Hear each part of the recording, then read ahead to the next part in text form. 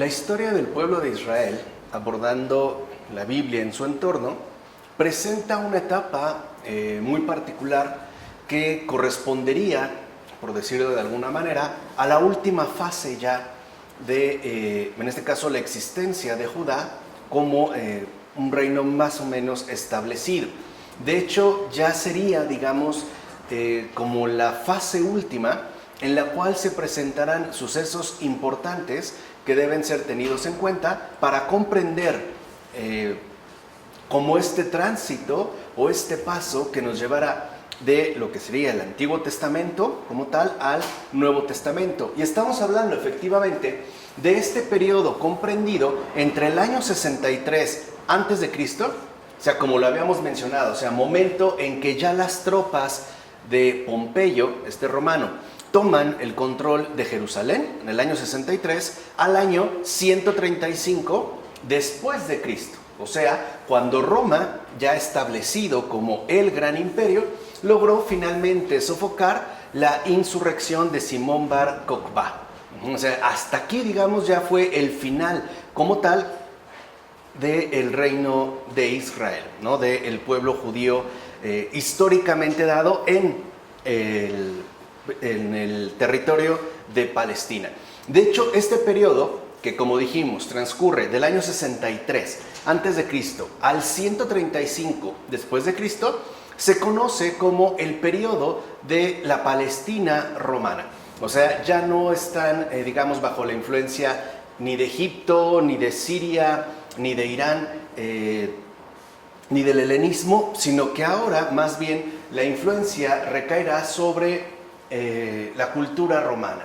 Y este periodo concentra, por así decirlo, una serie de acontecimientos por demás relevantes. Para empezar, debemos tener en cuenta que cuando Roma se hizo ya con el poder de Jerusalén, dijimos a partir de que Pompeyo, ¿no?, ya logra tener el control de esta ciudad, Palestina era ya una región profundamente helenizada. Ya habíamos mencionado el efecto profundo que trajo el encuentro de la cultura griega en esta zona de Oriente Próximo. Por supuesto, hubo aún así algunos reductos que lograron mantener su identidad religiosa y cultural con gran vigor, pero hay que mencionar que estos reductos eran ciertamente pequeños. O sea, no es que hubiese como grandes grupos que pudieran mantenerse fieles por completo a su propia identidad religiosa y cultural. En Samaria y Galilea, por ejemplo, es decir, en el norte, la población rural, sobre todo la población rural, era la que logró conservar tanto sus creencias, ¿no?, que formaban parte de su entramado social habitual, como sus modos de vida tradicionales. O sea, eran más bien, digamos, provincias que al estar no en el centro del momento histórico de este periodo histórico, o sea, es decir, que apunta a Jerusalén, pues pudieron mantenerse más o menos fieles tanto a sus creencias como a sus propios modos de vida tradicionales. Es más, la escisión entre judíos y samaritanos, que había, ¿no?, sido heredada de sus antepasados y que ya explicamos sobre todo a qué se debió, estaba ya bien asentada. O sea, para este momento ya había una clara diferenciación entre judíos, que corresponderían básicamente al reino de Judá, cuya capital se encontraba en Jerusalén, y los samaritanos, que se habían quedado, digamos, como vestigio del reino de Israel desaparecido hace tiempo. En cambio, las grandes ciudades eran ya de población, lengua y cultura helénica. O sea, las grandes ciudades de esta región de Palestina habían adoptado desde hacía bastante tiempo tanto la lengua como la cultura griega. O sea, eran, digamos, ya zonas con una marcada influencia de helenización. Por su parte, en Judea, es decir, en esta región sur, y de modo particular Jerusalén, tenían, ¿no?, preeminencia la religión, la cultura y la civilización judías, tanto en la población rural como en la urbana. O sea, en el caso del reino del sur, ¿no?, del reino de Judea, la civilización judía en su conjunto era precisamente la que más predominaba. O sea, podemos decir que en este caso la influencia helénica no había sido tan marcada o tan decisiva como sí lo fue en el caso del norte. No obstante, sí habría que mencionar que los elementos helenísticos en general de cultura, de lengua, etcétera, no estaban del todo ausentes. O sea, estaban ciertamente, ¿no?, ya instalados también en esta región, aunque no de una manera, insisto, tan marcada como en el caso del norte. Ahora bien, cuando Pompeyo finalmente entró en Jerusalén, el Estado judío estaba conformado por Judea, Idumea, Perea, Samaria y buena parte de Galilea. O sea que, en este caso, el reino de Judá se había hecho ya con el control de toda la región del Oriente Próximo. De hecho, de buena parte de ella. Vemos cómo pudieron llegar incluso hasta Galilea y Samaria, que en principio correspondían al reino de Israel del norte. Así pues, ¿no?, en el momento en el que Pompeyo finalmente ya toma bajo control la ciudad de Jerusalén y por ende puede decirse que ha dominado al reino de Judea, todo el país, o sea, todo, digamos, todo lo que sería considerado el Estado judío ya quedó sometido a Roma. Y además, como era costumbre, quedó al mismo tiempo obligado a pagar un respectivo tributo al imperio. Pompeyo, de hecho, se llevó consigo a muchos judíos que hizo prisioneros a Roma. Y este grupo que Pompeyo llevó a Roma serían la base de la diáspora romana. O sea, así como hubo justamente un momento también de diáspora en el caso de otras regiones, aquí también, ¿no?, sobre todo cuando hablamos del exilio babilónico. También es cierto que en el caso de Roma, a partir de Pompeyo, se dio una cierta base de judíos que fueron llevados hacia otra región completamente diferente, en este caso a Roma. No obstante, en esos momentos, justo en el preciso momento en el que Pompeyo ha logrado tener el control de esta zona, se inició la guerra civil en Roma. Así que la suerte de toda Judá y de todas las provincias romanas estaba en juego. O sea, en pocas palabras, en el momento particular, ¿no?, en el que Pompeyo logró finalmente alcanzar este amplio dominio, en Roma, la capital del imperio, se desató una guerra civil. De tal forma que las nuevas conquistas que Pompeyo había adquirido, es decir, todo el reino de Judea, como hemos mencionado, estaban se pusieron en alto riesgo. Pues bien, Hircano II y Antípatro apoyaban a Pompeyo. O sea, lo habíamos mencionado, por eso Pompeyo incluso, ¿no?, gracias a estos dos, pudo tomar el control de Jerusalén sin necesidad de saquearla, incluso sin necesidad, digamos, de ejercer una fuerte violencia. Por ende, César liberó a Aristóbulo para que fuera a Judea para enfrentarse con ellos. No obstante, este murió envenenado. Finalmente, Pompeyo fue derrotado en el año 48 a.C. en Farsalia. Ahí es, digamos, donde ya sufre una derrota realmente importante e incluso va a ser asesinado poco tiempo después, que como dijimos, Pompeyo es el que había logrado acceder a esta zona de Palestina. Mientras tanto, en el momento ya en el que Pompeyo pierde y por lo tanto ha quedado, digamos, debilitado ante César y además que de ser asesinado poco tiempo después, Antípatro e Hircano, que en principio apoyaban abiertamente a Pompeyo, van a cambiar de bando. Y entonces van a convencer a los judíos de Alejandría, que recuerden que era la otra parte importante, ¿no?, que se había quedado instalada en esa zona de Egipto, de que ahora más bien apoyasen a César. O sea, estaban tratando de acomodarse a las situaciones sociopolíticas que se estaban dando en esos momentos. César, entonces, en agradecimiento, va a confirmar a Hircano como sacerdote. Y no solo eso, le va a nombrar el propio César, o sea, ya con validez oficial, de hecho podemos decir con respaldo imperial, le va a nombrar también etnarca del pueblo, o sea, etnarca de toda la Palestina, de toda Judea. Por su parte, Antípatro fue nombrado gobernador de Judá, ciudadano romano, y además quedó exento de pagar impuestos. Así pues, el Estado judío, que ahora quedó ligado por un tratado de amistad a Roma, gracias a estos movimientos, ¿no?, va a adquirir cierta independencia. O sea, por lo menos no va a estar completamente acechada por el poderío romano. Se le va a dar, digamos, un cierto margen de libertad. No obstante, tenía que seguir pagando tributo de manera obligatoria.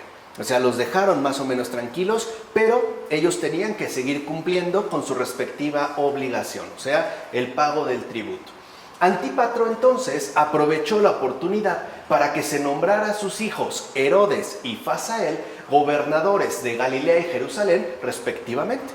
O sea, lo que vemos es que bajo, ¿no?, el amparo del Imperio Romano, Antípatro, al haber sido, digamos, designado en términos bastante positivos por parte del emperador, aprovechará para que sus dos hijos, Herodes y Fasael, quedaran entonces como los gobernadores principales de las dos regiones que constituirían el Estado judío, es decir, al norte en Galilea Herodes y al sur en Jerusalén que se quedara su hijo Fasael. Ahora bien, en el año 40 a.C., los partos lograron controlar por poco tiempo todo el Próximo Oriente. O sea, los partos en estos años sí tuvieron como un momento destacado en términos históricos. Y con su ayuda, Antígono, hijo de Aristóbulo II y por ende sucesor de la línea Asmonea, consiguió entonces ser nombrado rey de Jerusalén. Gracias a este éxito que habían tenido los partos. Y este, digamos, periodo de gobernanza ejercido por el hijo de Aristóbulo nada más duró 3 años. Y además, para que se pudiera hacerse con el sumo sacerdocio, o sea, ya tenía, digamos, el control político, pero faltaba el control religioso, le arrancó las orejas a Hircano II. ¿Por qué? Porque de este modo, o sea, al dejarlo sin orejas, prácticamente lo dejaba incapacitado para ejercer las funciones sacerdotales. O sea, al carecer de orejas, no estaba pues en condiciones de ejercer esa función. Así, ante esta situación, la reacción de los dos hijos de Antípatro fue la siguiente. Recuerden, estos dos hijos, ¿no?, Fasael y Herodes. Veamos, ya bajo esta situación bastante dramática y que ha generado mucha tensión, Fasael se suicidó arrojándose contra una roca. O sea, él, digamos que cayó en desesperación y consideró que todo estaba francamente perdido. En cambio, Herodes actuó de un modo completamente distinto. O sea, su hermano lo que hizo fue irse a Roma, o sea, a buscar apoyo, en este caso, en las fuentes oficiales. Y sobre todo, se fue para que pudiera obtener directamente de Roma el apoyo de Marco Antonio, que no era todavía, digamos, no tenía el rango de emperador, de César, pero era ya en estos momentos uno de los hombres con más poder en la urbe romana. O sea, era uno de los más poderosos de Roma. Entonces, lo que hace Marco Antonio al recibir la petición de apoyo por parte de Herodes, va a convencer al Senado romano para que se nombrase a Herodes rey de Judá. Y lo consiguió. O sea, digamos que Herodes se hizo rey de Judá gracias a Marco Antonio. Y por ende, gracias al respaldo explícito que había tenido de parte del Imperio Romano. Herodes entonces regresó de nuevo a Judá contando ya con la ayuda de Roma. Esto fue a finales del año 40 a.C. Y de hecho, con el apoyo de Roma, Herodes logró conquistar Jerusalén en el verano del año 37 a.C., que es cuando fue finalmente destituido el hijo de Aristóbulo. Así pues, ¿no?, es justo ya a partir de este momento cuando dará inicio el reinado de Herodes, conocido como Herodes el Grande, en 3 periodos. O sea, bajo la protección del Imperio Romano, Herodes pudo reinar un amplio margen de tiempo y además, ¿no?, pudo también llevar a cabo como ciertos proyectos que se fueron dando de manera sucesiva y que de hecho pueden caracterizarse en base a 3 periodos. Primero, o sea, el primer periodo del reinado de Herodes consistió en consolidar el poder recientemente adquirido. O sea, el primer periodo lo consagró a la consolidación del poder. El segundo periodo, una vez que logró esta consolidación, lo dedicó a buscar la prosperidad y el apogeo de Jerusalén y con ello del reino de Judá. Y el tercer periodo, o sea, una vez que alcanzó, digamos, este nivel de prosperidad y apogeo, se vio marcado por problemas familiares, luchas de sucesión, terror y sangre, que es lo que iremos viendo poco a poco. Herodes se destacó por ser un gran promotor de construcciones. De hecho, Herodes sí fue un visionario en cuestiones de arquitectura y era alguien que le apasionaba mucho todo aquello que tuviera que ver justo con la construcción. En Jerusalén, por ejemplo, mandó construir la llamada Fortaleza Antonia. Se llamó así, evidentemente, en honor del romano Marco Antonio, que lo había apoyado para acceder al poder. Y esta Fortaleza Antonia estaba ubicada en un ángulo de la explanada del templo. O sea, había quedado pues muy cerca del corazón central de toda Jerusalén y por ende de toda Judá. También, de hecho, mandó a construir la ciudad de Cesarea, una ciudad que en términos arquitectónicos es un prodigio, sobre todo debido a la cercanía que tenía con el mar y por ende los riesgos de inundación, que gracias a, digamos, la visión y sobre todo a los arquitectos con los que contó Herodes, pudo llevarse a cabo. También el propio Herodes se afanó por tratar de reconstruir Samaria, o sea, que no quedara descuidada la zona norte, sino que también quedara igualmente fortalecida. Por eso, a petición de Herodes, se pusieron ahí importantes fortificaciones. O sea, lo que vemos es que Herodes buscaba hacer de toda Judea un reino, digamos, más o menos poderoso, pero por lo menos no desprotegido. Pero su obra cumbre, o sea, a pesar de que esto sí es notorio, o sea, y realmente es históricamente relevante, fue la reconstrucción del Templo de Jerusalén, que recuerden llevaba muchos años destruido. Su obra cumbre fue la reconstrucción del Templo de Jerusalén. Las obras de esta reconstrucción comenzaron hacia el año 20 a.C. Por cierto, el templo estuvo listo en año y medio. El templo. Los atrios exteriores, o sea, todo lo que conformaba la zona externa, en 8. Y ya la obra total no se pudo concluir sino después de su muerte en el año 62 después de Cristo.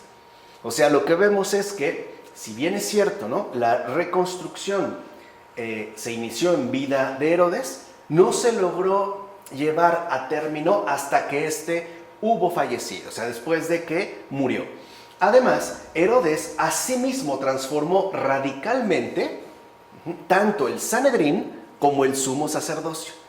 Y esto es algo importante porque de hecho son, digamos, bajo estas modificaciones que se dará la experiencia humana del Hijo de Dios en la tierra, ¿no? Por eso es mencionado tanto los sumos sacerdotes como el Sanedrín, al cual, por ejemplo, Jesús es convocado, ¿no?, después de la cena, cuando es llevado, digamos, al inicio de su pasión. En efecto, veamos cuál era la diferencia. El Sanedrín herodiano, presidido por el rey y compuesto por sus consejeros, casi era igual a estos consejos privados de los monarcas helenísticos. O sea, lo que hizo en este caso Herodes fue seguir el modelo helenístico en los términos de la gobernanza apoyada, por ejemplo, en un grupo de consejeros, que dentro de la cultura judía se le llamaba Sanedrín. Y esto era importante porque este grupo de consejeros eran además muy cercanos y por ende, digamos, estaban a disposición de lo que presidiera el rey, en este caso el propio Herodes. Por su parte, el cargo de sumo sacerdote, que hasta ese momento había sido vitalicio y hereditario, dejó de serlo. Fíjense, aquí hay una modificación bastante drástica. Herodes, de hecho, le quitó ese carácter para poder manejarlo mejor. Y además, para, digamos, poder tener, ¿no?, bajo control estos dos ámbitos, tanto el político como el religioso, al sumo sacerdocio lo privó de toda influencia en la esfera política. O sea, digamos, ya no podían conformar una fuerza más o menos unificada, sino que estaban ciertamente separados y las decisiones fundamentales ya no iban a tener en cuenta lo que, digamos, fuera sugerido de parte del sumo sacerdote, sino que la responsabilidad mayor caería en este caso sobre el Sanedrín. Así pues, con su apego a las estrategias políticas, con su falta de escrúpulos y su leal actuación como vasallo de Roma, Herodes pudo proporcionar un largo periodo de estabilidad y además, asimismo, consiguió conservar algo de la identidad nacional. Si bien no fue un gran promotor de esta identidad, al menos logró convocar algunos aspectos mínimos, aunque importantes. Ahora bien, estas modificaciones ya se van a mantener a partir de lo que no hizo Herodes. Pero cuando Herodes murió, o sea, al morir Herodes, varios líderes locales se alzaron en armas y entonces se dieron diversos conflictos. O sea, una vez que Herodes murió, hubo personas que habían alcanzado a ocupar un cargo políticamente relevante y por ende eran personas con influencia dentro de Judea que ahora empezaron, ¿no?, a rivalizar entre sí y por ende provocaron una serie de revueltas. El más exitoso de ellos, al menos inicialmente, o sea, en principio, fue Judas, hijo de Ezequías, pues en el año 6 después de Cristo logró reunir un buen número de seguidores y se apoderó de la ciudad galilea de Séforis. O sea, él, digamos, ya se pudo apropiar de una ciudad ubicada en el norte. Sin embargo, a pesar de este éxito inicial, esta ciudad galilea de Séforis fue duramente asediada por el legado romano de Siria, Quintilino Varo, y no pudo finalmente, a pesar del número de seguidores que había conseguido, mantener el control obtenido. Es más, este legado romano, Quintilio Varo, dejó a la ciudad en ruinas. O sea, ahí se mostraba, digamos, que con el Imperio Romano no se jugaba. O sea, era un mecanismo de control, ¿no? Una especie de castigo ejemplar para todos aquellos que quisieran seguir los mismos pasos. O sea, arrasó con esta ciudad, literalmente la dejó en ruinas y además todos los habitantes que se encontraban en esta ciudad galilea fueron sometidos a esclavitud. O sea, fueron convertidos en esclavos. Pues bien, en el testamento de Herodes, ¿no?, se establecía ya una división del reino entre 3 de sus hijos. Así como había hecho una modificación en lo referente a el Sanedrín y al sumo sacerdocio, también ahora va a hacer un movimiento estratégico para que todo el reino de Judá quede, digamos, repartido entre 3 de sus hijos: Arquelao, Herodes Filipo y Herodes Antipas. Pero hubo disputas entre ellos, como suele ser algo muy frecuente. Y como no se lograban poner de acuerdo, tuvo que intervenir la autoridad romana. De hecho, Octaviano, tras leer el testamento, repartió las regiones de acuerdo con el criterio asumido por Herodes. O sea, digamos que se atuvo a lo que Herodes expresó en su testamento. Así pues, Herodes Filipo se hizo cargo de la administración de los territorios de Gualanítide y Traconítide. Digamos, esta fue la región que le tocaba. Además, se hizo cargo como gobernante. Y en tal, digamos, posición, estuvo abierto al mundo romano y al mundo helenístico. Y gracias, digamos, a esta apertura, a este no rechazo, tanto de la cultura romana como de su respectiva herencia griega, el propio Imperio Romano fue incluso tolerante con su modo de vida. O sea, digamos que no recibió tanta presión por parte de las autoridades romanas. Por su parte, Herodes Antipas gobernó las regiones de Galilea y Perea, que es de hecho a quien es mandado Jesús, con Herodes Antipas. Él está ahí por, digamos, decreto de su papá y además ya por un oficio imperial. Herodes Antipas mandó a construir la ciudad de Tiberíades, llamada así en honor del emperador Tiberio, de quien Herodes fue fiel vasallo. Y esta ciudad de Tiberíades, ¿no?, la ubicó a orilla del lago de Genesaret y la consideró, ¿no?, como capital de su reino. Entonces, Tiberíades era la capital del reino de Herodes Antipas, que gobernaba Galilea y Perea. Herodes Antipas fue un rey muy criticado entre el pueblo judío por su vida escandalosa y por los excesos de su corte. Siempre se le retrata así, como alguien, ¿no?, en los excesos, podemos decirle así un poco anacrónicamente, cortesanos. Que estos se veían, por ejemplo, en la abundancia de banquetes, ¿no?, de prostitución, de sexualidad desenfrenada, de homosexualidad también, y sobre todo de largos festejos que al parecer no encontraban término. Y que además, este era el problema, o sea, el problema con Herodes Antipas no venía directamente de la vida escandalosa, que era algo sabido por todos, ni por los claros excesos de su corte. No, lo que realmente provocaba las críticas y las antipatías hacia él es que este exceso era por completo ajeno a las penurias que pasaba el resto de la gente. O sea, mientras la gente estaba atravesando una situación de pobreza, de calamidad e incluso de severas penurias, Herodes Antipas parecía completamente ajeno a la realidad de la gente. Así, cuando su hermano Filipo murió, Antipas quiso hacerse con el control de sus territorios.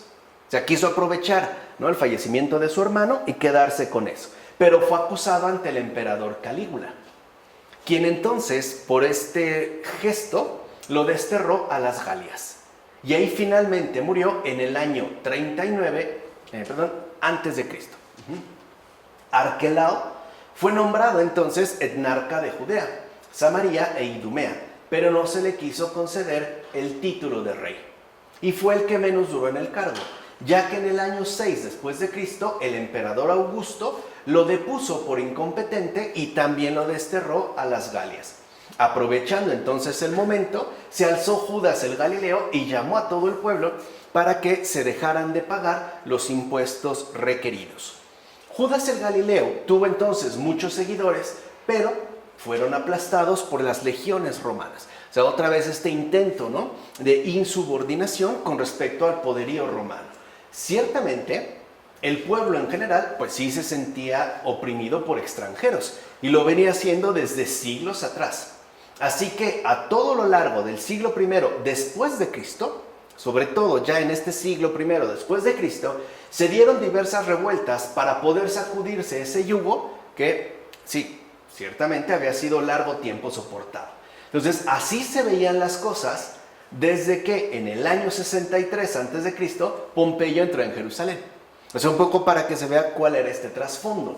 Cuando Arquelao fue destituido, en el año 6 después de Cristo, todo el territorio de Judea fue gobernado ya directamente por romanos. Ya, aquí ya no hubo, digamos, opción.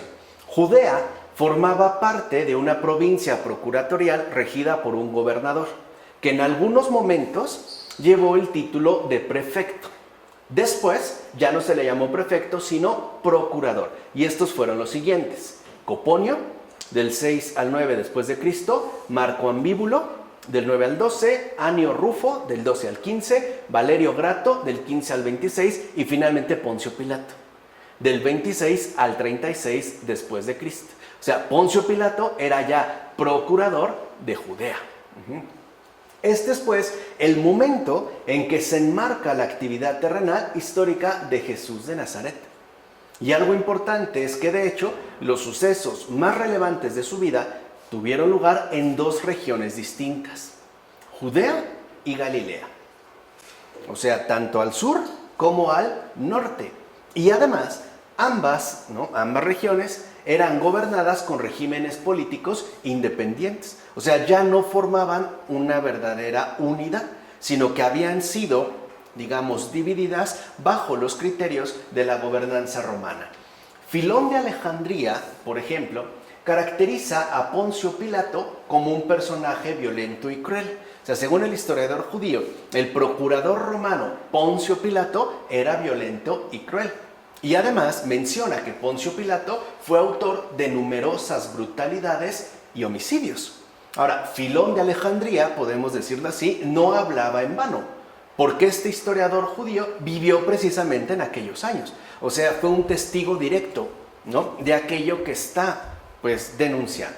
Ahora bien, cuando Calígula desterró a Herodes Antipas, encomendó a Herodes Agripa I el gobierno de Galilea y Perea.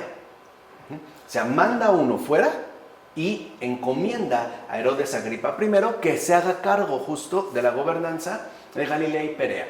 Posteriormente, el emperador Claudio le encomendaría también el territorio de Samaria, de Judea e Idumea, con lo cual entonces se pudo retomar en toda su extensión, ¿no?, lo que fuera gobernado tiempo atrás por su abuelo Herodes el Grande. O sea, su nieto Herodes Agripa I fue el que pudo gobernar bajo el auspicio del emperador Claudio todo el territorio que Herodes el Grande estuvo a su disposición.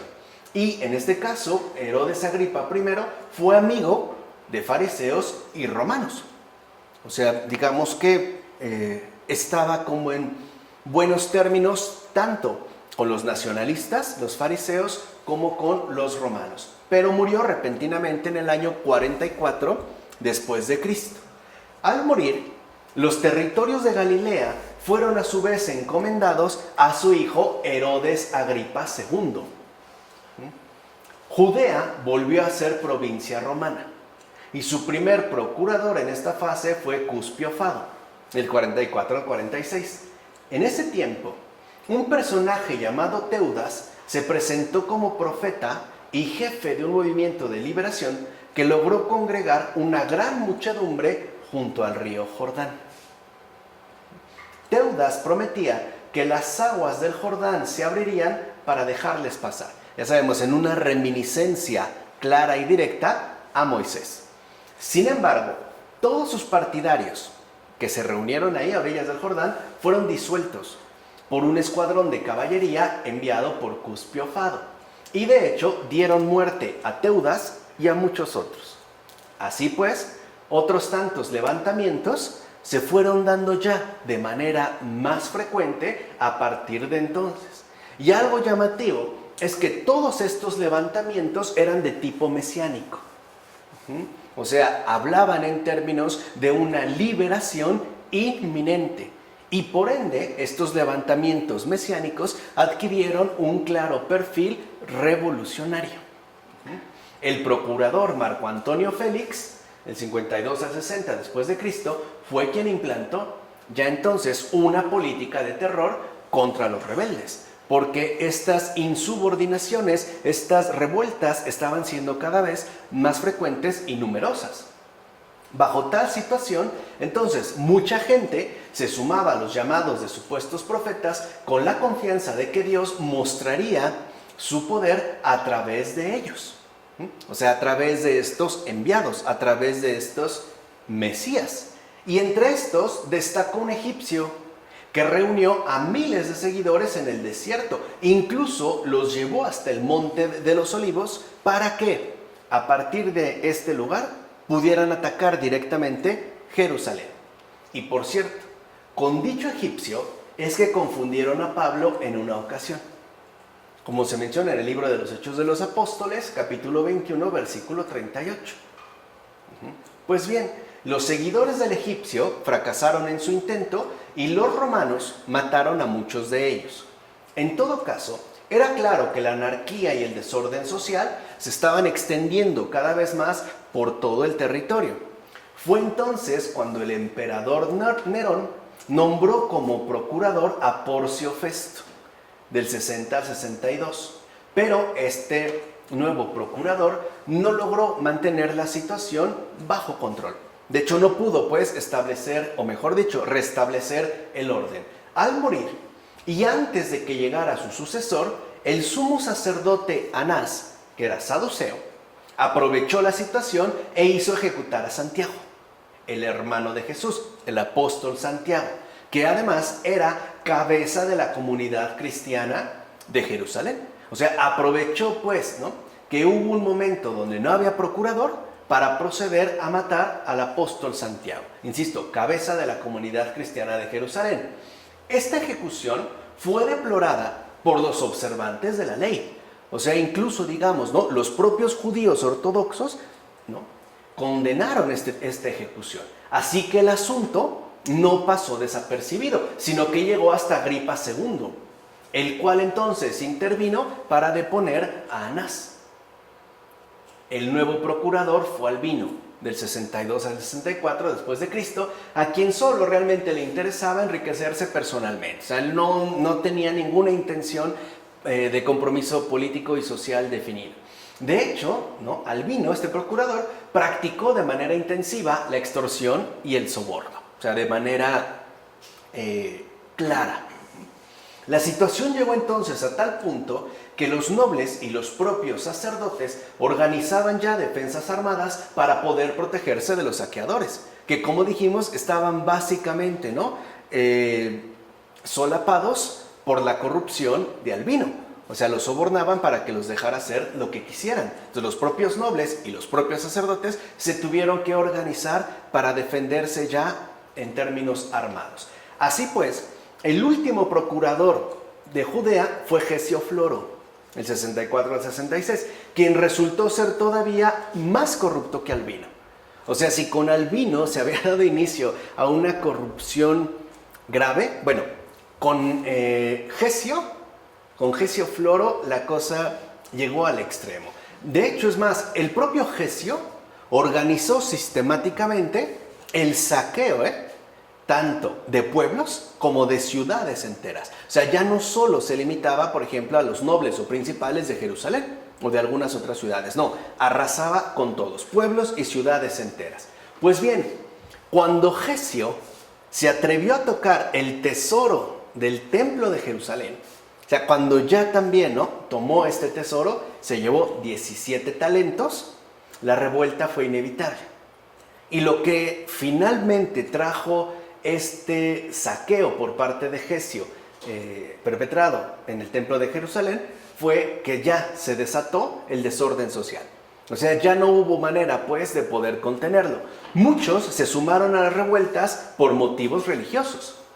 Había sido ya una grave ofensa. Aunque también hubo perturbadores, oportunistas del desorden, que aprovecharon la ocasión y la destrucción para sacar provecho. Algo que seguimos viendo hasta en el mundo actual, ¿no? Aprovechan el desorden para sacar provecho y obtener lo que se pueda, ¿no? Así sea saqueando centros comerciales, etcétera, o tiendas en avenidas importantes, qué sé yo. Bueno, así fue como finalmente se fraguó el gran alzamiento contra Roma. O sea, ya venía dándose desde tiempo atrás, ¿no?, una serie de circunstancias que parecían invitar a este alzamiento, el cual, dicho sea de paso, solo conduciría a una guerra sangrienta, cuyas consecuencias además fueron terribles para Judea, para todo el territorio de Judea, sobre todo por la brutal represión que padecieron los que se habían levantado contra el poder imperial del año 66 al 70 después de Cristo. Y por si eso fuera poco, o sea, además de la brutal represión que padecieron todos aquellos que habían osado levantarse contra el poder imperial, en estos años también se dieron graves sequías y terribles epidemias.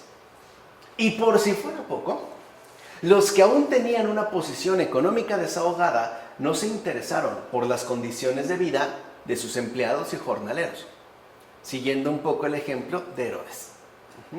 De hecho, no se interesaron para nada, pero para nada, en ayudar a los más desfavorecidos. En consecuencia, abundaban los mendigos y las personas que se veían obligadas a emigrar a otras regiones. O sea, ya era imposible seguir viviendo ahí. Unos acabaron literalmente en gran miseria. Podemos decir que todo era un caos. Asimismo, como suele suceder bajo tales circunstancias, proliferaron los ladrones. Asaltaban a la gente que intentaba huir, o bien entraban ya directamente a las casas para obtener algo de utilidad, así fuera una cosa irrelevante. Todo esto fue produciendo un clima de gran tensión, que a final de cuentas culminó en la guerra de los judíos contra Roma. Esta guerra, que dijimos más o menos puede ubicarse del año 66 al 70 después de Cristo, justamente terminaría cuando los romanos destruyeron Jerusalén. O sea, la arrasaron igual, la dejaron en ruinas. Y esto ocurrió en el año 70 después de Cristo. De hecho, lo que hoy conocemos, por ejemplo, como el Muro de los Lamentos, que no es más que un muro exterior del antiguo templo reconstruido por Herodes, era básicamente lo único que se mantuvo. Pero del templo, por ejemplo, no quedó, como dijo Jesús, piedra sobre piedra. De hecho, ni de Jerusalén. Esta guerra comenzó en Cesarea en el año 66, en tanto respuesta a la sangrienta represión que Gesio implementó ante los desórdenes que aparecieron, y sobre todo, como dijimos, por haber tomado el tesoro del templo. No obstante, sería el legado romano en Siria, Cestio Galo. Legado en Siria era, digamos, el principal de toda la región de Palestina, Cestio Galo, quien logró reunir un contingente de fuerzas capaz de sofocar, aquí sí, todo intento de rebelión. Pues bien, un grupo de rebeldes encabezados por Menahem, hijo de Judas el Galileo, se apoderó de Masada y con armas adquiridas en ese lugar se dirigió a Jerusalén. Dicho grupo se apoderó de la fortaleza Antonia, ya dijimos quién la había construido, y del palacio de Herodes, y además mató a los soldados romanos que había en la ciudad. Por otra parte, quemaron los archivos de Jerusalén, sobre todo para hacer desaparecer los documentos donde se contenían sus deudas. O sea, digamos que dejar la cuenta en blanco, ¿no? Sin precedentes. Y aprovecharon y saquearon también edificios. Ya con la situación fuera de control, este grupo se enfrentó también a los judíos, que de hecho buscaban la paz, y dieron muerte al sumo sacerdote Ananías. Su hijo Eleazar, que era jefe de la guardia del templo, organizó entonces una conspiración y logró dar muerte a Menahem. Y no solo a él, sino también a algunos de sus cómplices. La revuelta social entonces se extendió por todo el territorio y prácticamente se convirtió en guerra civil. Por su parte, los romanos intentaron controlar la situación y enviaron tropas desde Siria. Pero los judíos los repelieron y les obligaron a retirarse. De hecho, mataron a miles de soldados romanos en una emboscada. Con esta victoria, los que todavía no se habían sumado a la guerra, finalmente lo hicieron. Esperanzados por la victoria recientemente obtenida. Ahora, también se unieron porque ya, además de esta esperanza emergida de repente, era por otra parte de esperar que viniera una muy dura, es más, una durísima respuesta por parte de Roma. Entonces, una asamblea popular eligió en Jerusalén como jefes a José ben Girón y al antiguo sumo sacerdote Anás ben Anás. Por su parte, Galilea fue encomendada a Josefo, hijo de Matatías. El emperador Nerón encargó la campaña de ataque a Vespasiano, o sea, el que tenía pues que ir y a sofocar las revueltas en toda Judea fue Vespasiano, que era además un general bien experimentado. Y para ello, Nerón le dio a Vespasiano 4 legiones. O sea, no poca cosa. Precisamente para que pudiera ir y dominar a todos los insurrectos de Galilea. Estamos hablando ya del año 68 después de Cristo, o sea, 2 años ya de la gran revuelta. Además, otras tantas legiones iban avanzando desde todas direcciones hacia Jerusalén. Recuerden que esa se consideraba la capital de Judea. De hecho, la conquista de Jerusalén pudo haber sido más rápida. Y lo pudieron haber, los romanos pudieron haber acabado el asunto prontamente. Pero hubo acontecimientos internos dentro de Roma que no permitieron, esta pronta resolución. En efecto, en junio del año 68 murió Nerón. Al morir, se abrió una crisis política en todo el imperio, debido a la cuestión de la sucesión. O sea, ahora, ¿quién va a quedar en lugar del emperador Nerón? Estamos en el año 68. El Senado, por ejemplo, había nombrado emperador a Galba, pero este fue asesinado en enero del año 69. La guardia pretoriana entonces proclamó emperador a Otón, pero las legiones germánicas apoyaron a Vitelio. A la vez, las legiones de Egipto y Siria encumbraron a Vespasiano. Acuérdense que es el que había sido mandado a esta zona. Pues bien, Vitelio derrotó a Otón, el cual entonces se suicidó en diciembre del año 69. Por su parte, los partidarios de Vespasiano derrotaron y dieron muerte a Vitelio. Así pues, cuando se pudo restablecer más o menos la paz en Roma, Vespasiano se instaló en la capital del imperio. Y su hijo Tito, con 29 años, quedó al mando de los ejércitos en Judea. O sea, la obra que iba a realizar Vespasiano, ahora la traspasó a su hijo Tito, que como hemos dicho tenía 29 años, mientras Vespasiano se iba ya a instalar como emperador en la capital del imperio romano. De hecho, fue Tito quien preparó el asedio de Jerusalén. Y además fue también el que después se encargaría de realizar la caída de la ciudad y su conquista. Mientras tanto, mientras esto ocurría en Roma, los judíos también estaban enredados en luchas internas por el poder. De una parte estaban los más radicales, al mando de Juan Guiscala, y por otra estaban los más moderados, que estaban estos bajo la dirección de Anás ben Anás y Jesús ben Gamaliel. Al principio, estos, los más moderados, se impusieron a los radicales, al menos en Jerusalén. Recuerden que de lo que sucediera en Jerusalén, se iba a definir toda la situación en Judea. Pero bajo estas circunstancias, los radicales fueron y pidieron apoyo a los idumeos.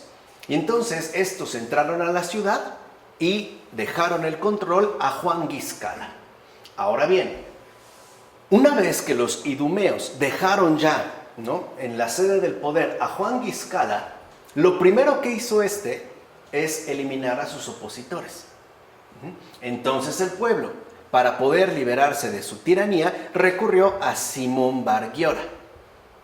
La ciudad se convirtió entonces en un gran campo de batalla entre ambos bandos.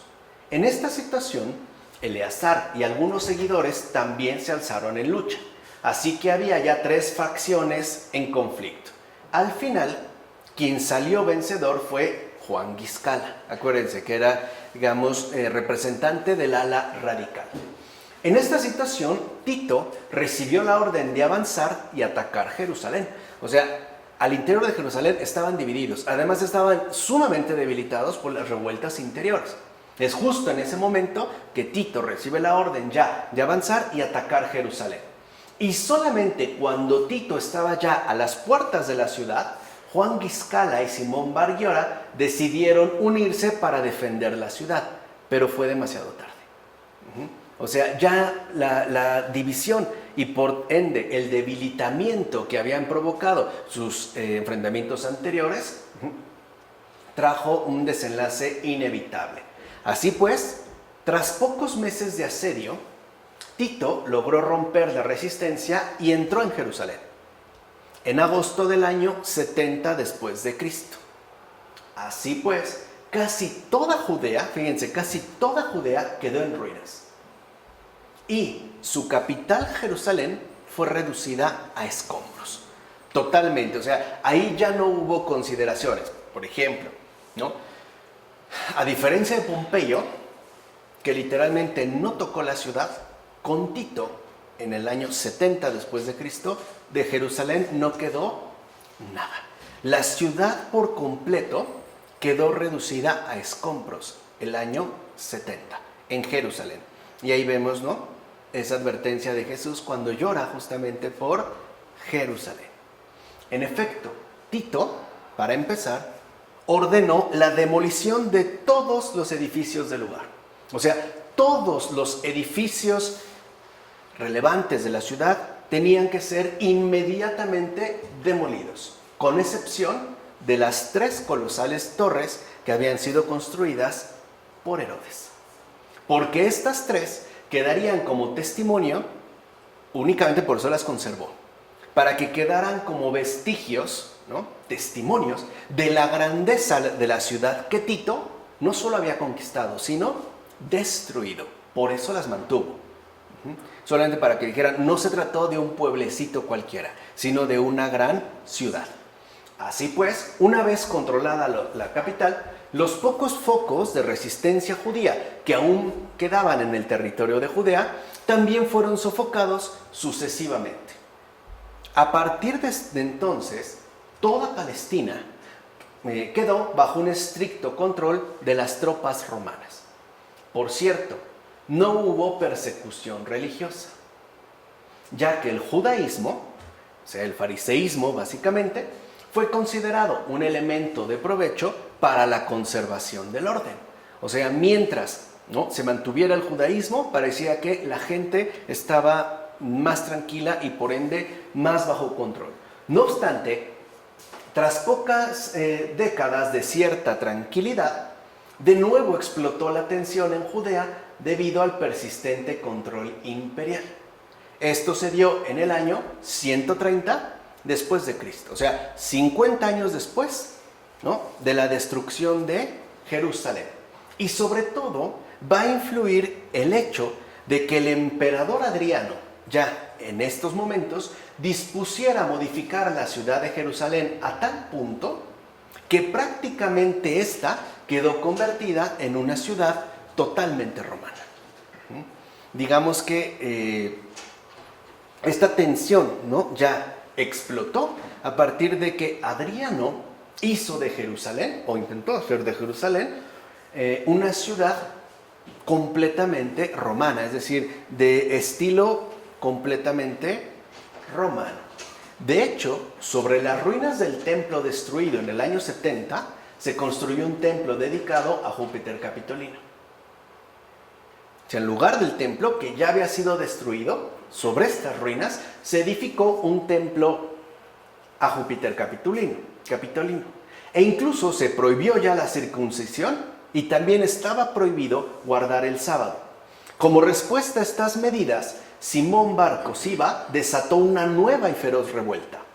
Tal revuelta fue apoyada por el jefe del Sanedrín, el Rabí Akiva.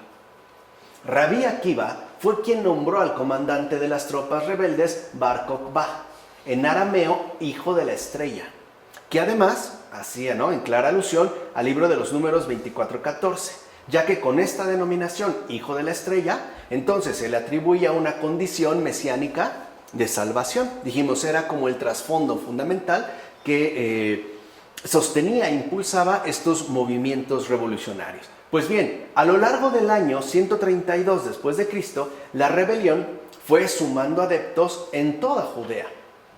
El ejército, que se logró más o menos conformar, sí pudo vencer a varias legiones romanas. Muchos consideraron entonces que Simón Bar Kokhba era por fin el Mesías esperado. De hecho, aprovechando sus éxitos militares, Simón Bar Kokhba restauró durante 2 años una especie de estado judío soberano presidido por él bajo el título de Nasí, o sea, príncipe de Israel. Cuando la noticia de esta situación llegó a Roma, el emperador llamó al general Sexto Julio Severo para hacerse cargo. Sexto Julio Severo estaba en Britania, así que desde ahí desplazó varias legiones hacia Judea. Cuando por fin llegaron, o sea, 3 años después de haberse iniciado la revuelta, la sofocaron brutalmente. Y era el año 135. Bar Kokhba, el príncipe de Israel, perdió Jerusalén y sus tropas huyeron del lugar. Pero fueron perseguidas y acosadas hasta el último rincón de la tierra por los romanos. De hecho, prácticamente acabaron con todos ellos. Mientras tanto, los rabinos de Jerusalén retiraron su apoyo a Simón Bar Cosiba y de hecho, en lugar de llamarlo Bar Kokhba, hijo de la estrella, ahora lo denominaron Bar Cosiba, hijo de la mentira. No había resultado ser quien dijo ser. Bueno, pues bien, la represión romana fue brutal en todos los sentidos. Adriano intentó como nunca, fue de hecho el que más se empeñó en destruir de raíz la identidad judía. O sea, ya no solo acabar, ¿no?, con los elementos materiales que la configuraban dentro del territorio de Judea, no, sino sofocar, destruir de raíz la identidad judía. Para empezar, se cambió el nombre de la provincia romana de Judea y se le llamó ahora Palestina. Por eso les decía, hasta entonces nunca se había hablado de esta región como Palestina. Quienes le pusieron el nombre fueron los romanos, precisamente para que ya no tuviera ningún tipo de relación o por lo menos referencia a lo judío. Por eso se le llamó Palestina, ya no Judea. Y además, se prohibió a los judíos que entraran a la ciudad de Aelia Capitalina, antes llamada Jerusalén. Entonces, desapareció Judea. O sea, esta zona geográfica dejó de existir bajo este nombre y ahora, y a partir de entonces y hasta la fecha, se le conoce como Palestina. Además, los judíos no pudieron entrar a lo que antes era Jerusalén y que ahora fue llamada Aelia Capitalina. Así pues, el mundo romano fue implantándose en toda Palestina y en especial en lo que antes se llamaba Jerusalén. Por su parte, los judíos fueron reafirmándose con mayor ímpetu en sus tradiciones y modos de vivir, los cuales se concentraban sobre todo en un mayor cuidado de la observancia en los preceptos de la Torá, porque no tienen templo, tampoco tienen sacerdocio. Esta observancia pasó a ser concebida como el esplendor del culto en el desaparecido Templo de Jerusalén. Como habíamos mencionado, si no hay templo, entonces se pasa del culto al comportamiento. Ciertamente, en tanto judíos, no todos estaban de acuerdo con la interpretación de la ley, en particular en lo que se refería a los detalles más pequeños. Lo único en lo que sí estaban de acuerdo entre ellos era en lo siguiente: era necesario conservar y mantener viva la conciencia de la propia identidad, o sea, mantenerse judíos frente a la cultura, la religión y los usos sociales greco-romanos. Esa fue la convicción que de hecho los mantuvo en pie a lo largo de todo este periodo y hasta el mundo contemporáneo. De ahí viene este posicionamiento. Si con Adriano, ¿no?, se dio el empeño de acabar con lo judío de raíz, estos que lograron todavía permanecer, estaban de acuerdo en que, si no coincidían de lleno en la interpretación íntegra de la ley, sí coincidían en que debían mantenerse judíos. Y esto implicaba mantener la propia identidad frente a la cultura, la religión y los usos sociales grecorromanos. O sea, permanecer judíos contra el mundo, que en este caso es el Imperio Romano. Dicha conservación sobre todo apuntaba al mantenimiento de las principales fiestas anuales del pueblo judío, que eran 3: la Pascua, Pentecostés y Tabernáculos, que hasta la fecha lo siguen celebrando. La Pascua, Pesaj, que se celebraba junto con la fiesta de los ácimos, era la principal de todas las fiestas anuales. Con esta fiesta se revivía la antigua tradición acerca de la salvación del pueblo de Israel de la esclavitud de Egipto. Era de hecho la gran celebración anual. A su vez, La fiesta de los ácimos se caracterizaba por la consagración a Dios de todas las primicias de la nueva cosecha, que era ciertamente anual. Ambas fiestas, Pascua y ácimos, se prolongaban toda una semana. Durante este tiempo estaba prohibido comer pan con levadura. Ni siquiera esta, como muchos judíos ortodoxos lo siguen haciendo hasta estos días, ni siquiera la levadura podía conservarse en casa. Y los días más solemnes de esta gran celebración eran el primero y el último. No obstante, con la asimilación de las costumbres helenísticas, el banquete pascual cambió.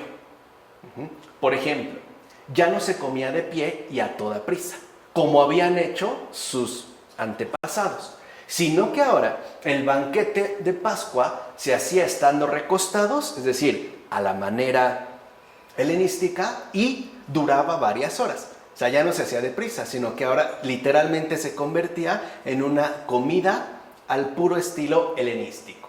Es más, se ajustaba más a un elaborado ritual, ¿no? De tal manera que iban a importar los detalles que se fueran añadiendo y que fueran configurando este nuevo tipo de costumbre. Por su parte, la fiesta de las semanas o Pentecostés, Sebuot, se celebraba 7 semanas después. O sea, primero la Pascua y a las 7 semanas venía Pentecostés. Esta fiesta tenía como propósito dar gracias a Dios por la terminación de la cosecha de cereales, que si recuerdan en los ácimos, habían ofrecido las primicias. Al finalizar la cosecha, la recolección 7 semanas después, esta fiesta justo tenía el propósito de agradecer la terminación de la cosecha. Empecé en este caso de cereales, que eran 3, el trigo, el centeno y la cebada. En el siglo I, esta solemnidad se había convertido ya en el memorial de la renovación de la alianza del Sinaí. De hecho, se recordaba con alegría el don de la ley y al mismo tiempo se renovaba en esta celebración el compromiso que supone la alianza. Por eso había adquirido un carácter incluso de solemnidad. Por su parte, la fiesta de los tabernáculos, Sukkot, era la tercera de las grandes solemnidades del año. En esta ocasión, todos los varones israelitas debían presentarse en el templo de Jerusalén para dar gracias por los frutos de la tierra que Dios había dado a todo el pueblo, ¿no? Al pueblo de Israel. Su nombre, Sukkot, fiesta de los tabernáculos, proviene de las tiendas que la gente utilizaba durante la temporada de recolección.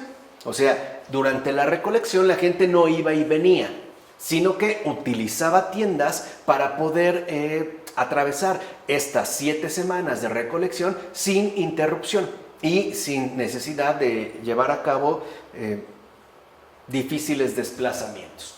Con el tiempo se dio a esta, ¿no?, una significación incluso histórica. Las tiendas, por ejemplo, que en principio hacían referencia al modo en el cual es que se ejecutaba la recolección, ahora estas tiendas asimismo conmemoraban los años en que los hebreos habitaron como nómadas durante su peregrinación por el desierto. De hecho, durante los 7 días que duraba la celebración, el pueblo judío la pasaba acampando, como sus antecesores hebreos al peregrinar por el desierto. Y esta fiesta en particular, la fiesta de las tiendas, tenía algunas acciones simbólicas importantes. Por ejemplo, en Jerusalén, el sumo sacerdote rociaba el altar de los holocaustos con una gran copa de agua traída de la piscina de Siloé, precisamente para recordar el agua que brotó milagrosamente en el desierto y con ello además pedir a Dios el don de la lluvia. Recuerden que una amenaza constante en esta región era la sequía. Además, la noche del primer día se iluminaba el atrio de las mujeres con 4 enormes lámparas en recuerdo de la nube luminosa del Éxodo. Ciertamente, había otra celebración importante que debe ser mencionada, el día de la expiación, o Yom Kippur. En este caso, se prescribía un riguroso ayuno y la abstinencia de toda clase de trabajo manual. Esta celebración tenía por objeto el borrar todos los pecados de la nación. incluidos los de los sacerdotes y nobles, y poder así expiar las faltas e impurezas que los sacrificios ordinarios no habían podido cancelar. Además, esta celebración asimismo servía para purificar el santuario de toda contaminación que el contacto con los hombres pecadores pudiera haber producido. O sea, había una clara intención de purificación. De hecho, solamente el sumo sacerdote era el único que actuaba al interior del templo. O sea, en pocas palabras, solamente este día, ¿no?, el día de Yom Kippur, el día de la expiación, era el único día en todo el año en que el sumo sacerdote y solo el sumo sacerdote podía entrar al Santo de los Santos, ¿no?, llamado Sanctum Sanctorum. En ese día, por ejemplo, el sumo sacerdote comenzaba por sacrificar un novillo por sus pecados personales y por los pecados de todo el linaje sacerdotal. A continuación, entraba en el Santo de los Santos y hacía una aspersión obtenida de la sangre de este novillo sobre el propiciatorio. Luego, el sumo sacerdote salía para una nueva ceremonia. De entre dos machos cabríos, se escogía uno a suertes, se escogía uno entre los dos, que entonces era sacrificado por los pecados de todo el pueblo. Así volvía a entrar al Santo de los Santos y con la sangre de ese animal hacía de nuevo una aspersión. Finalmente, con la sangre del novillo y del macho cabrío escogido, ungía el altar de los holocaustos. Al terminar, salía del templo e imponía las manos sobre el macho cabrío que no había sido sacrificado, indicando con ello que se le cargaba con todos los pecados y faltas, voluntarios e involuntarios, del pueblo. Este animal era llevado al desierto y se dejaba abandonado. Luego, el sumo sacerdote se ponía las vestiduras solemnes y sacrificaba otros 2 carneros en holocausto, uno por él y otro por el pueblo. Y finalmente despedía a la gente con una bendición. Entonces, el día de la expiación era de hecho el día en que Israel se reconciliaba con Dios mediante el perdón de todo lo que podía haberlo separado de él. Por supuesto, la celebración del sábado, día consagrado al Señor, ese es el Shabbat, día consagrado al Señor, fue siempre algo importante. El objetivo no era la ociosidad, sino el descanso que permite la contemplación de la tarea realizada por Dios en la creación del mundo. O sea, el descanso sabático invita a imitar al Señor en tanto alegría obtenida tras un trabajo intenso. Y por ende, invitaba a alabar el nombre del Señor y agradecer los beneficios divinos. Es un día de adoración. Pues bien, después de la catástrofe del año 70, la identidad judía, en términos de cumplimiento de la ley, ya se basó por completo en la Torá. Pues ya no hubo templo. Los fariseos, que poco a poco habían ido tomando distancias con el sacerdocio, insistieron más y más en la interiorización de la ley. Y por ende, ahora, ¿no?, insistieron en la práctica individual que debía de realizar cada uno de los judíos. Ya no pues en la celebración ritual vinculada al templo, sino en el comportamiento de la vida diaria basado en la Torá. Así pues, serían los fariseos quienes asumieran la dirección del judaísmo a partir de entonces. Surge lo que se conoce justamente como judaísmo rabínico, que es el que se conserva, el único de hecho que se conserva hasta el momento de esta línea. En efecto, tras el asedio de Jerusalén y la posterior destrucción tanto de la ciudad como de su templo, dijimos, por parte de las tropas romanas al mando de Tito en el año 70, la vida judía se va a reestructurar por completo desde Yavne, ubicada en la costa mediterránea. Si lo ven, esta reestructuración, es decir, esta reformulación de la identidad judía en términos de judaísmo rabínico, ya no emerge ni brota de Jerusalén, sino de otra parte, en este caso en particular de Yavne, ubicada en la costa mediterránea. En tal lugar se establecieron los sabios que de hecho fueron los que pusieron los fundamentos para un judaísmo desprovisto de templo, que es justo el judaísmo rabínico, un judaísmo desprovisto de templo. Y lo hicieron sobre todo en torno al maestro fariseo Yohanan ben Zakkai, que es, digamos, como el referente inmediato para el judaísmo rabínico. Al principio, es decir, a la espera de cómo se desarrollarían los acontecimientos en un futuro más o menos inmediato, el objetivo de estos sabios reunidos en torno al maestro fariseo Yohanan ben Zakkai, el objetivo consistió en por lo menos proporcionar una mínima base legal para poder normalizar la vida judía, o sea, para poder establecer un criterio de orden y rectitud en tanto judíos. Tal intento de normalización respondía a la extrema necesidad de superar la incertidumbre provocada por la catástrofe padecida. O sea, en síntesis, se trataba de rellenar el vacío, la ausencia del templo que se había producido. Así pues, se puso especial cuidado en la conservación de las normas legales que ciertamente implicaban cuestiones relativas al templo. Estas normas eran imprescindibles para mantener el buen funcionamiento del templo una vez reconstruido. De hecho, en estos momentos aún se tenía la esperanza de que el templo de Jerusalén fuera finalmente reconstruido en un futuro quizá no muy lejano. O sea, se habían asumido estos criterios legales o normas de conducta en términos de una especie de periodo transitorio, en lo que el templo iba a ser reconstruido. De ahí que adquirieran entonces un especial protagonismo las sinagogas. Estas no eran algo nuevo, o sea, las sinagogas no eran nuevo, ya que incluso estaban en funcionamiento siglos atrás, sobre todo a partir del exilio babilónico, porque tampoco hay una relación directa con el templo.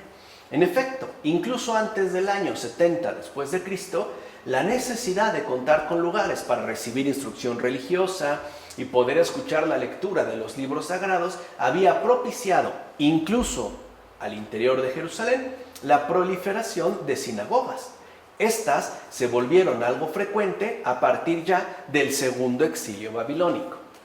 De hecho, aunque el templo era el lugar solemne de las actividades cultuales realizadas únicamente por los sacerdotes, las sinagogas funcionaban como recintos privados, es decir, domésticos, que sus respectivos propietarios ponían a disposición de la comunidad justamente para que pudieran servir como lugares de reunión. Así pues, en el siglo I ya había numerosas sinagogas tanto en Palestina como en las demás ciudades del Imperio Romano donde vivía alguna comunidad judía. En las sinagogas la gente se reunía, especialmente los sábados, para escuchar la lectura de los textos proféticos y de la ley, con el objetivo de ser instruidos en su debido cumplimiento. La predicación estaba a cargo de los maestros de la ley, es decir, del rabí. Si lo ven, la función que en el templo cumplía el sumo sacerdote, en la sinagoga recae sobre el rabí, el maestro de la ley, cuya función principal es la instrucción, o sea, el instruir a todos aquellos que se reúnen en la sinagoga. Los predicadores, los rabí, tenían una gran influencia en el pueblo, ya que ayudaban a interiorizar la piedad. O sea, digamos, eran como el vínculo más directo que tenían para poder interiorizar, hacer propias las enseñanzas de la Torá, o sea, de la ley. A su vez, dichas enseñanzas se veían reflejadas en las costumbres de las familias judías y por ende tenían que ser, trasladadas a sus respectivos hogares. De hecho, las sinagogas no eran lugares de culto. Este lugar estaba únicamente reservado al templo, sino lugares de reunión a donde se acudía para poder escuchar la lectura de la Torá, recibir instrucción religiosa y orar, cosa que se sigue haciendo hasta la fecha. No hay un culto como tal. Por cierto, en muchas de las sinagogas de Judea y Galilea, su entrada estaba colocada en dirección a Jerusalén. Y en la pared de la fachada, ya por dentro, había un estrado y unas hornacinas donde se guardaban los libros sagrados. Así pues, en la liturgia sinagogal de los sábados, lo más importante de todo era la lectura del Pentateuco. Además, esta lectura, o sea, de todo el Pentateuco, era continua. Ahora bien, cada pasaje de la Torá llevaba asociada una haftarah, o lectura profética. que tenía alguna relación con el texto leído en esa semana. La lectura se hacía en hebreo. Después se traducía al arameo. Y de ser necesario, se podían intercalar algunas paráfrasis, es decir, comentarios que pudieran ayudar a comprender mejor la lectura realizada. Así pues, tanto la lectura como la explicación de los textos leídos se podían encomendar a alguno de los asistentes, o sea, algunos de los que habían acudido a la reunión.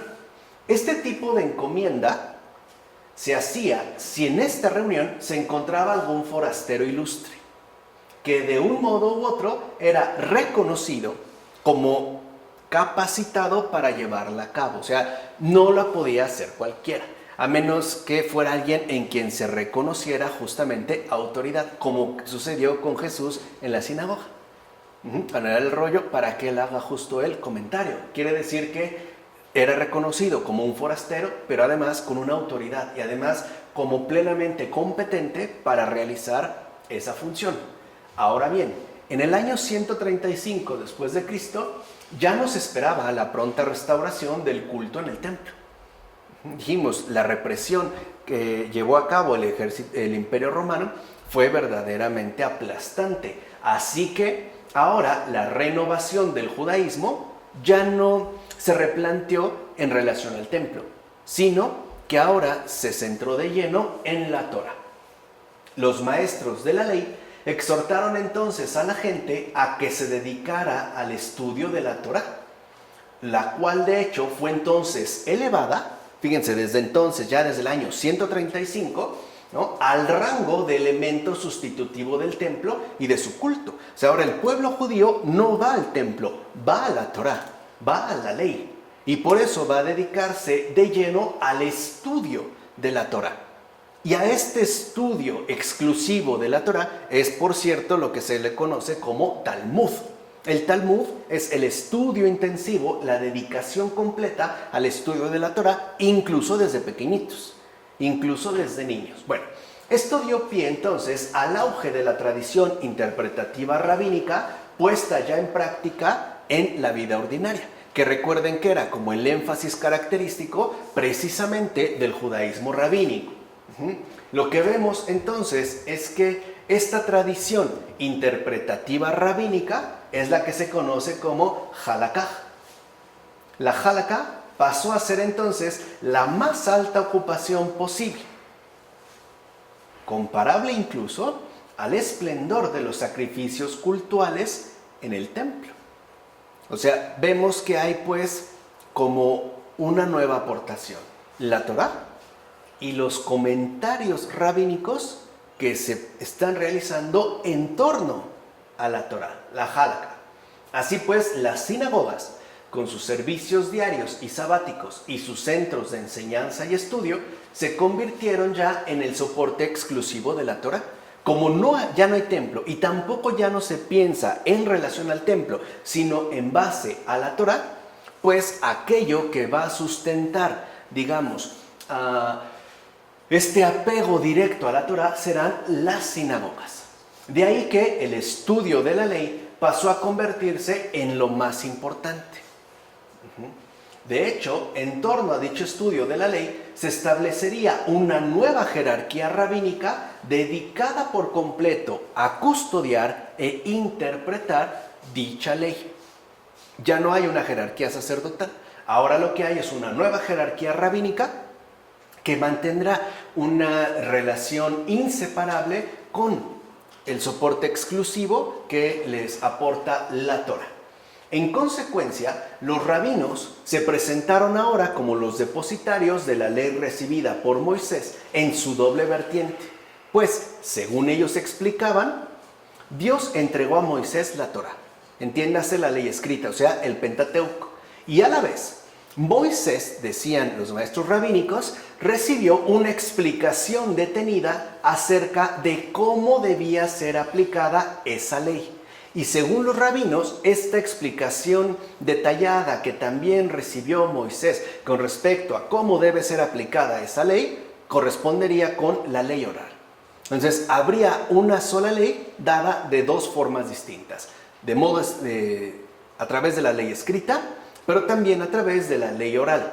La ley escrita, continuaban, es la que se conservó en el Arca de la Alianza. Tal conservación tenía como propósito dar testimonio a las generaciones futuras de aquello que fuera dado a Moisés, es decir, la ley escrita.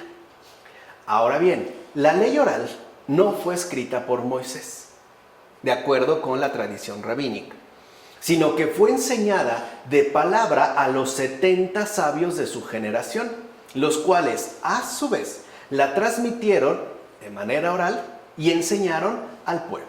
O sea, en la misma manera en la que estos la habían recibido de Moisés. Entonces, según los rabinos, Moisés confió a Josué la tarea de transmitir la Torá oral a sus sucesores, que dijimos en principio no tiene que ver con lo escrito. Así pues, Josué entregó la Torá oral a Pinjas y a los sabios de la época de los jueces. Y así fue transmitiéndose de unos a otros hasta Esdras el escriba, el cual constituyó una gran sinagoga de 120 sabios, que más tarde fue reemplazada por una institución análoga llamada Sanedrín. Entonces lo que vemos es como una especie de paralelismo, ¿no? Mientras hay un Sanedrín, digamos, en la vertiente no rabínica, aquí lo que aparece es una gran sinagoga, que no está conformada por personas cercanas al gobernante, sino por 20 sabios o expertos intérpretes de la ley. El último, de acuerdo con esta versión rabínica, que es, digamos, la generalidad de lo que podríamos llamar religión judía, el último gran sabio de esa gran sinagoga fue Simón el Justo. En consecuencia, la Torá oral, de la que los rabinos se consideran depositarios, quedaba a la misma altura e incluso con la misma antigüedad que la Torá escrita, porque ambas provienen directamente de Moisés. De ahí entonces que se le adjudicara un rango eminente que de hecho le permite solventar los problemas, las contradicciones, ¿no?, o lagunas que puedan observarse en el texto escrito. O sea, los rabinos, para que se entienda, de esta manera quedaban colocados en el mismo nivel que la propia ley escrita. Pues bien, a los maestros que son herederos de lo recibido en la gran sinagoga se les conoce como los Tanaim o Tanaitas. La palabra deriva del término arameo Tana, que significa repetir, transmitir, enseñar, aprender. Son los Tanaitas. Los Tanaim son entonces aquellos maestros de reconocida autoridad cuya enseñanza se fue transmitiendo de unos a otros por repetición, es decir, por transmisión oral. Ciertamente, en aquella época el título de Rabbi era usado para denominar al estudioso de la Torá. O sea, el rabí, arameo rabí como tal, voy a pronunciar, solamente se refería al sabio según la ley, o sea, al maestro que ejerce una función central en la sinagoga y por tanto se presenta como un estudioso de la Torá. La condición de rabino solo se alcanzaba tras haber cursado estudios en una escuela sinagogal, o bien después de haber convivido largamente con un maestro de reconocido prestigio. O sea, aquí lo que cabe destacar es que la formación recibida era pues lo que lo acreditaba como rabino. O sea, no aquello que él había, digamos, destacado por cuenta propia, sino aquello que había recibido por, como hemos dicho, repetición. Ahora bien, después del periodo de formación, entonces el estudiante recibía la semikah o imposición de manos. Con este gesto se le reconocían los conocimientos adquiridos y por ende la capacidad suficiente para tener discípulos e intervenir, de ser necesario, en las discusiones sobre puntos concretos, oscuros o difíciles, de la ley escrita. De ahí pues que ley y vida sean los elementos esenciales del judaísmo sin templo, o sea, del judaísmo rabínico. Ahora bien, en el judaísmo se irían tomando algunas medidas importantes, sobre todo aquella que remitía a la determinación del canon bíblico, claro, ¿cuál va a ser el canon bíblico que van a conservar? En general, este canon incluye, digamos que sería como el canon, ¿no?, escritural básico del judaísmo sin templo, incluye la ley, el Pentateuco, profetas y escritos. No obstante, no tardó en suscitarse una discusión en torno a lo siguiente. A ver, ¿debía ponerse o no en este canon la Torá oral? Que como vemos era justo la que sustentaba, ¿no?, la aparición y el mantenimiento de la figura central del rabino. Estas deliberaciones de si debe integrarse o no dentro del canon de la Torá escrita, la Torá oral, se prolongaron hasta el siglo III. O sea, ven, estamos hablando más o menos de 150 años después del año 135. Es decir, hasta que el rabí Yehudá Hanasí tomó una decisión. Y esta decisión habría de tener una enorme importancia para todo el judaísmo posterior. En efecto, ante el temor de que el sistema de transmisión de la Torá oral, con el paso del tiempo, la dispersión y la presión de posibles persecuciones, pudiera ocasionar el olvido de algunos preceptos, Yehudá Hanasí optó por recopilar y poner por escrito el conjunto de disposiciones recibidas gracias a la enseñanza oral de sus antecesores. De este modo, se compuso entonces un código escrito que se conoce como la Mishnah, expresión escrita de la Torá oral. Eso significa Mishnah. La expresión escrita de la Torá oral. Es oralidad expresada por escrito. O sea, no es un texto escrito como tal, sino es la oralidad. Por eso se busca conservar su viveza, que alguien puede acercarse a la Mishnah, ¿no? Oralidad expresada por escrito. Y a partir de ese momento, entonces, a la Mishnah se le reconoce un valor normativo para todo Israel. Entonces ya tienen la Torá escrita, que sería parte de su canon bíblico, y también su Torá oral o ley oral, la Mishnah. Y fue así, ¿no? Ya con esto terminamos finalmente el apartado relacionado con el pueblo, ¿no?, en este caso con el antiguo pueblo de Israel. Fue así entonces como los fariseos establecieron las normas fundamentales para toda la comunidad judía alrededor del mundo. Y son estas normas las que podemos seguir encontrando tal cual, al menos en la línea del judaísmo más ortodoxo, o sea, del judaísmo netamente rabínico. A lo largo del tiempo han surgido otras variantes, pero remiten finalmente, ¿no?, digamos, a una herencia en común. Por eso, si lo ven, ya la siguiente ocasión, nosotros vamos a abordar la cuestión del texto, o sea, del libro.